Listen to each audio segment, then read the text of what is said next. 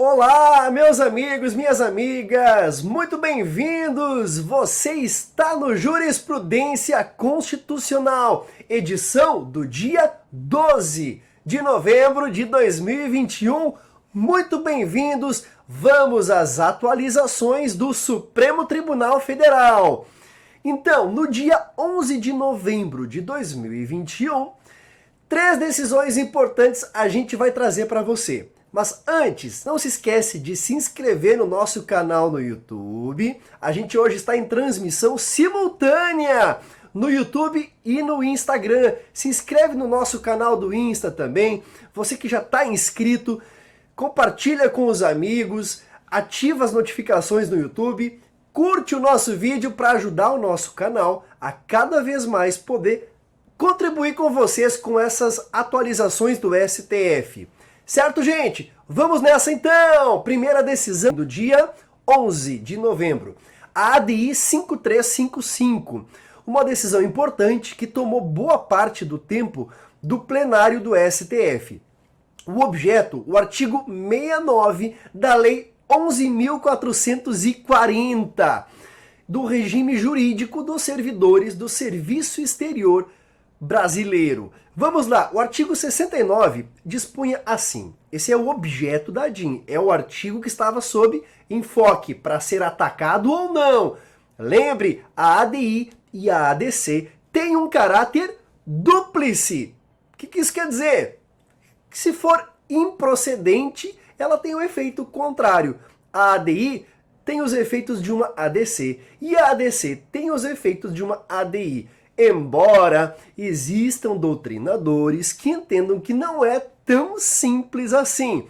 Mas isso é assunto para outros vídeos. Olha lá, o artigo 69 da Lei 11.440. Não haverá, nas unidades administrativas do Ministério das Relações Exteriores, no exterior, o exercício provisório, de que trata o parágrafo 2º do artigo 84 da Lei 8.112 de 1990. Então, a gente precisa, para saber o que é esse exercício provisório, que está proibido pelo artigo 69, nós temos que ir à lei que o regulamenta e o prevê. Vamos lá! Parágrafo 2º da Lei 8.112 do artigo 84. Bora! No deslocamento de servidor cujo cônjuge ou companheiro também seja servidor público, civil ou militar, de qualquer dos poderes da União, Estados, Distrito Federal e dos municípios, agora, poderá haver exercício provisório em órgão ou entidade da administração federal direta, autárquica ou fundacional. Preste atenção agora, vírgula, desde que para o exercício de atividade compatível com o seu cargo. Entenderam? Então, esse é o discrimen, ou seja, o critério discriminatório. Não pode ser qualquer outro critério. Estabelecido pela lei, então, o critério da compatibilidade do exercício da atividade para com o cargo. Certo? Por que eu estou falando isso? Porque o paradigma, o artigo da Constituição, ou os princípios constitucionais que foram relacionados nessa ADI, a ADI 5355, foram os artigos referentes à proteção à família, à isonomia e o princípio da eficiência administrativa. Então, olha só que interessante, o STF entendeu, então por unanimidade, que o artigo 69 afronta a isonomia, certo? Porque não há outra razão para discriminar, porque todos são servidores públicos federais. Então, qual é o problema? Se a própria lei do regime jurídico, ela determina exatamente que o critério de discriminação só pode ser a compatibilidade do exercício atividade compatível. Então, como é que nós vamos estabelecer outro critério? Não faz o menor sentido o artigo 69 e o STF entendeu dessa forma. Outra questão interessante, o ministro Luiz Fux, que foi o relator, entendeu o seguinte: o Estado não pode impor escolhas trágicas a quem pretende construir ou constituir uma família.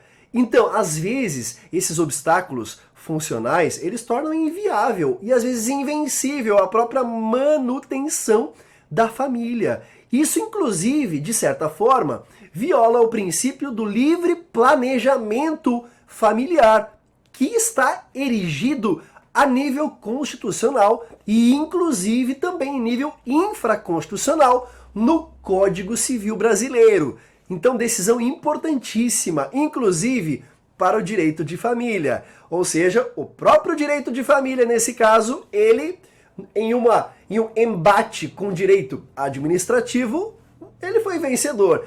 E o princípio da eficiência administrativa, entenderam os ministros que há vantagens para o serviço público, porque torna ambas as carreiras, a do titular e a do cônjuge, mais atrativas. Porque pode resultar melhores candidatos disputando vagas já concorridas. Então, esse foi o entendimento do Supremo Tribunal Federal na ADI 5355. Vamos para a segunda decisão. É uma suspensão de liminar a 1480. Nesse caso, tem a ver com terras indígenas e mineração. Entenda o caso.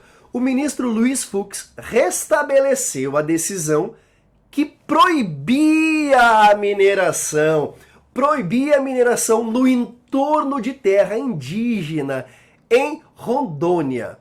Então, olha só, o caso ele iniciou em 2005, quando o Ministério Público Federal ajuizou uma ação civil pública contra o DNPM, Departamento Nacional de Produção Mineral, hoje a Agência Nacional de Mineração. Então, olha só, essa ação foi julgada procedente, houve apelação interposta pelo MPF, porque foi parcialmente procedente, e foi provida pelo TRF da primeira região. Foi provida.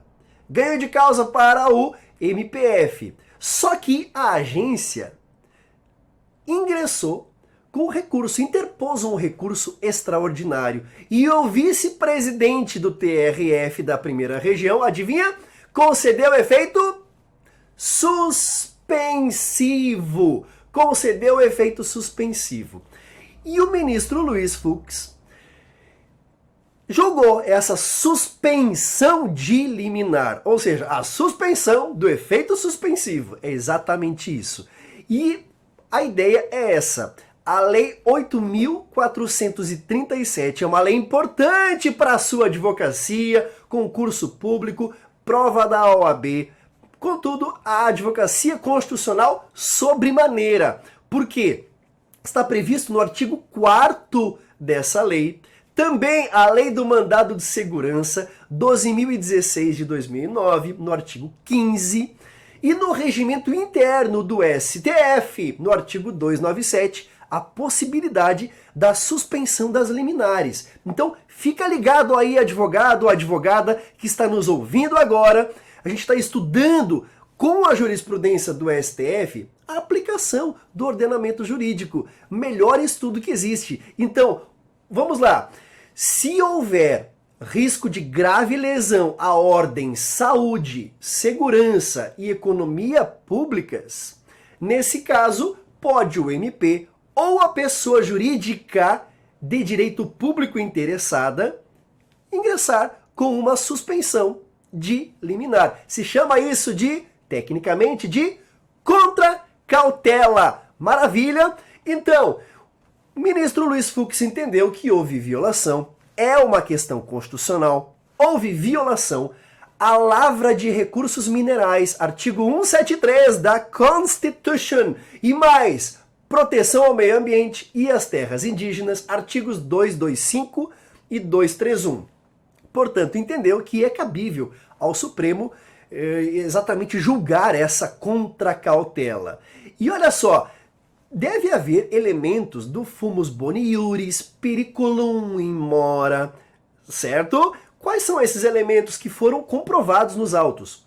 Primeiro, destruição da mata ciliar. Segundo, efeitos devastadores sobre as comunidades indígenas, contaminando os rios com mercúrio. Eu estou lendo o trecho do voto. O mercúrio, inviabilizando a pesca, a caça e a destruição de matas, propiciando proliferação de doenças como malária, desnutrição, viroses e infecções. 3. Perda do território, da cultura, intensificação do preconceito e da discriminação e violência contra indígenas. 4. Se não bastasse esses 3, 4. Aumento da criminalidade e da ocorrência de crimes de pistolagem na região decorrente da atração para a área de garimpeiros, aventureiros e bandidos, além de diversos foragidos da justiça de outros estados. Note-se interessante a utilização da palavra bandidos pelo ministro Luiz Fux no seu voto. Então, essa foi a segunda decisão importante do dia 11 de novembro. Vamos para a terceira e última do nosso Jurisprudência Constitucional de hoje. Vamos lá. ADI 6775. O STF invalidou norma, de novo, de Constituição de Estado. Gente, o que tem de norma constitucional de Estado membro inconstitucional tem se revelado uma verdadeira festa. Então, mais uma. A gente já analisou várias desde a primeira edição do Jurisprudência Constitucional. Qual é a bola da vez? Vamos lá. Constituição de Rondônia. Artigo 11, parágrafo 7º. Vou ler para vocês. O STF invalidou essa norma porque ela submete gestores de autarquias e fundações à aprovação do Legislativo Estadual. E o STF entendeu que não é o caso, até por um respeito ao princípio da simetria. Vamos juntos! Artigo 11, parágrafo 7º da Constituição de Rondônia.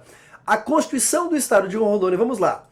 Os presidentes e diretores de autarquias e fundações do Estado serão escolhidos e nomeados pelo governador após a aprovação pela maioria absoluta dos membros da Assembleia Legislativa. Gente, é muito importante essa decisão para a gente estudar. Por quê? Porque não é só questão ali de princípio de simetria, olha que interessante. Vamos analisar rapidamente a inconstitucionalidade formal, ou seja, a forma, o procedimento. Sempre que você ouvir a palavra forma em direito constitucional, em processo legislativo, está se falando da forma, ou seja, sabe aquela forma de pão? Ou seja, tem que estar ali. Então, ou está dentro desse, digamos, desse quadrado, ou dentro desse caminhar, dessa forma de andar, ou é inconstitucional. E essa forma está estabelecida pela Constituição. E eu sempre dou uma dica de memória para os alunos, para os amigos, para os juristas em geral, que ela é interessante. Pega as palavras, as iniciais CIO, certo? A lei tem que estar no CIO. Como assim, professor, no CIO? Exatamente, C de competência, I de iniciativa e O de pressupostos objetivos do ato. Para quem não gostou da palavra CIO, pode usar CIPO. Também serve. Ou seja, competência, iniciativa e pressupostos objetivos do ato.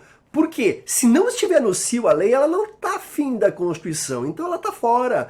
Como assim? Tem que respeitar a regra de competência, iniciativa e os pressupostos objetivos do ato. Exemplo, numa medida provisória, relevância e urgência. Certo? Vamos ver, então, o que foi desrespeitado nessa norma. Ela sobreveio ao mundo jurídico constitucional de Rondônia através de emenda à Constituição. Contudo, a emenda foi proposta por parlamentares. E, gente, Não pode, porque isso viola frontalmente a iniciativa do chefe do executivo. Deveria ter sido o governador a propor essa emenda. E vejam bem que interessante, porque a ratificação posterior do governador, ou enfim, de quem quer que seja, não convalida vício de iniciativa. Isso já é entendimento antiquíssimo do STF. Vamos juntos então. Olha só, qual artigo da Constituição foi violado? Artigo 61, parágrafo 1º, inciso 2, a linha C. Vamos de novo. Artigo 61, parágrafo 1º, inciso 2, a linha C. O artigo 61, parágrafo 1º, é muito importante para o seu concurso. E para a sua prova da OAB, e para a advocacia. Às vezes você está perdido, não tem o que fazer. Vá olhar o histórico legislativo da lei que você está analisando. Porque, às vezes, você só pode se agarrar exatamente em uma inconstitucionalidade formal na defesa do seu cliente. Olha que interessante, o 61, parágrafo 1º, são de iniciativa privativa do presidente da República. As leis que, 2, disponham sobre C, servidores públicos da União e territórios, seu regime jurídico, provimento de cargos, estabilidade e aposentadoria. Portanto, pelo princípio da simetria, competiria aos governadores. Esse foi o entendimento do STF a respeito da ADI 6775. Por unanimidade, então, foi o entendimento do STF. Espero que tenha sido produtivo para você o nosso Jurisprudência Constitucional. Mais uma vez, curte o nosso vídeo. Hoje, transmissão simultânea para o Insta, para o YouTube. A partir de agora faremos dessa forma. Então, se inscreve no nosso canal, curte o vídeo, ativa o sininho lá no YouTube para ter acesso às várias matérias, vários vídeos, vários conteúdos que a gente vai trazer praticamente diariamente para você se preparar para concurso, para melhorar sua advocacia constitucional e para que a gente possa também manter um contato mais próximo aí nas atividades e nos assuntos jurídicos. Grande abraço para vocês e a gente se vê no próximo Jurisprudência Constitucional. Até mais!